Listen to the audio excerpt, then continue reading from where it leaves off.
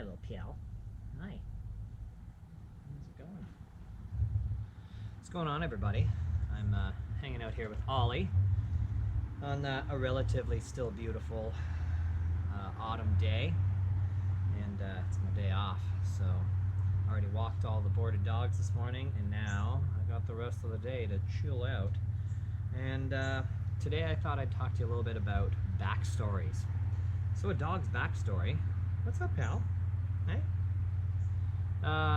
Ollie, as you may remember if you've watched previous videos, came to us from a rescue that I work with because he had bit a whole ton of families. A whole ton. He bit through basically the whole foster system that they had in place.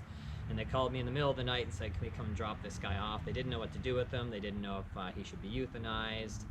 And I said, let me work with him a little bit, which led to, let me just keep this dude here. And he's my best bud, man. I love this little dude. Now, we have no backstory on this guy. We don't know. We don't know like where he came from or what happened to him. And one of the biggest questions, or biggest assumptions, let's say, when we first got him and I was posting videos about how aggressive he was, even with us in the beginning, everybody kept saying, oh, you know what, he was abused. Do you guys know how he was abused, or you know what made him this way?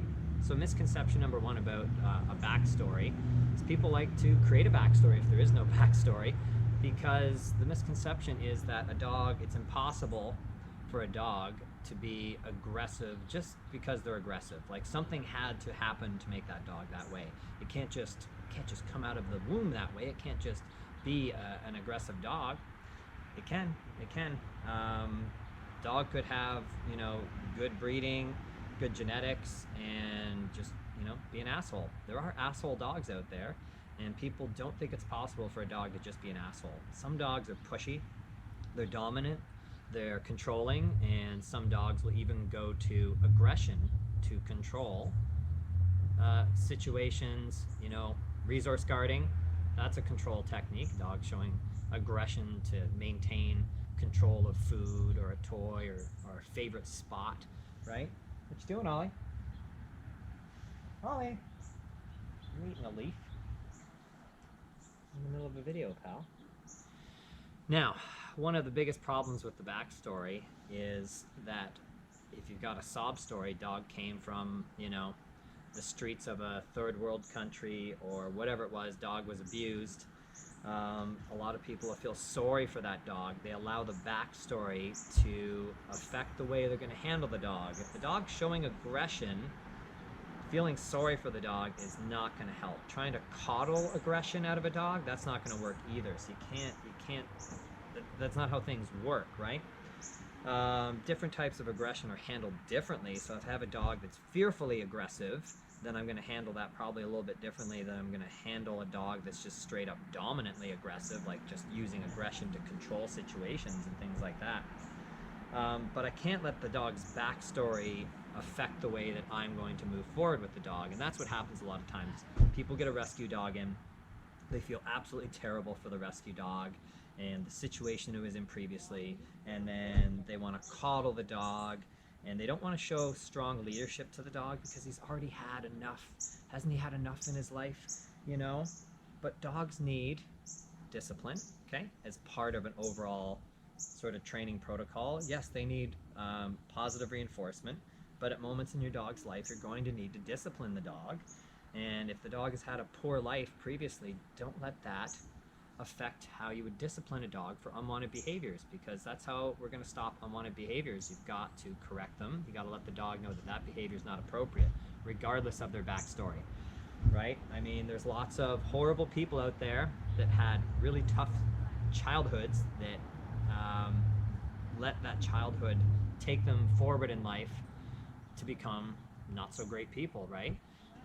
If somebody commits murder because they were abused as a child, we can sort of empathize with the fact they were abused as a child, but nobody's going to say, oh, no, let him out of jail. Never mind, I didn't know he was abused.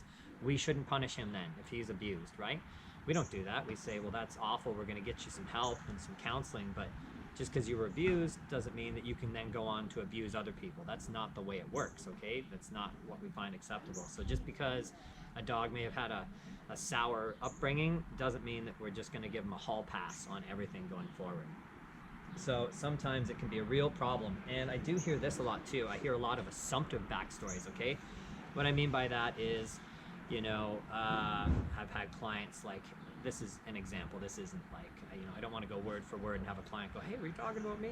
Let's say, nice lady is cleaning her Ming vases and she's moving the Ming vase around and the dog kind of goes, oh, oh. And then this lady wrongfully assumes, oh my goodness, the dog must have been abused. Somebody hit him with a Ming vase before because he's afraid of Ming vases, right? It's ridiculous. We wouldn't think that. Maybe the dog's just unsure of it. You ever seen a dog that's weird about sewer hole covers, right? Like the manhole cover, right? Lots of dogs that come in, I go to walk them across the street and there's a sewer cover and the dog's like, yee! I don't assume, oh my goodness, the dog was attacked by a sewer cover because he's afraid of it. He must have been attacked. Sometimes dogs are fearful of things they just don't know, they've never had experience with. So that's a big assumption people make, is because a dog shows fear around something, something bad must have happened to them while being around that, or maybe that thing was used to hit the dog or something. That's not always the case, right? It's a people world out there, so a lot of our stuff probably seems very strange to a dog, and maybe they just have no experience with it, and they're a little fearful because they don't have any experience with that object. Doesn't mean... But I get a lot of clients that create these backstories out of nothing. They see one behavior and then they just go step A, B, C. Well, then the dog, this must have happened to the dog for us to get here. So anyway, that's the backstory. Guys, we can empathize with the dog's backstory and we can feel bad that they had a rough life coming up, but don't let that affect how you want to move forward with the dog. Don't let that affect your ability to show the dog leadership or discipline the dog for inappropriate behavior. Okay, you want a balanced dog, and that starts with you. So just, how about this? When you get a rescue dog, feel happy for the dog, that the dog now has a great home with loving owners, okay? And take it from there. It's a blank slate. When a dog, when Ollie came in with me, it's a blank slate. We're going to just start with the behaviors he's presenting right in front of me. When he came in, it was aggression, and we had to discipline him for aggression. He's not allowed to show that. We had to correct him for that behavior and tell him that's not the way to go. And now look at this guy, man. My best little bud in the world. I love this dude. Okay, that's because I was a strong leader to him in the beginning and I set down the rules and the boundaries and what's acceptable and what's not, and in the end I got a balanced dog that's happy and likes people now. Okay guys, anyway, you can feel for the dog's backstory, but don't get so caught up in it that you let it determine how you're going to move forward. Anyway, that's my 2 cents. Okay guys, we'll see you in the next video. Right bud? Ollie, what's up pal? A little chilly? I know. Let's get in. Come on, pal.